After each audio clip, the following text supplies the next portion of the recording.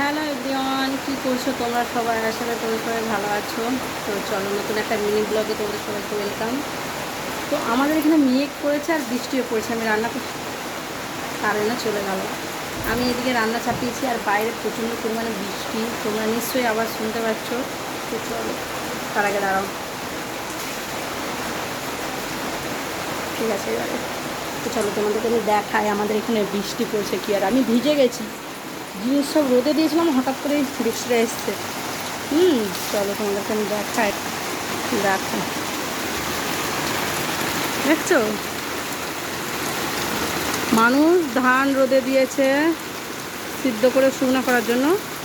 ওই দেখো দূরে তিরপলে রোদে দেওয়া আছে, কিন্তু এই বৃষ্টিটা মানে হঠাৎ করেই এলো, নিম্নচাপ।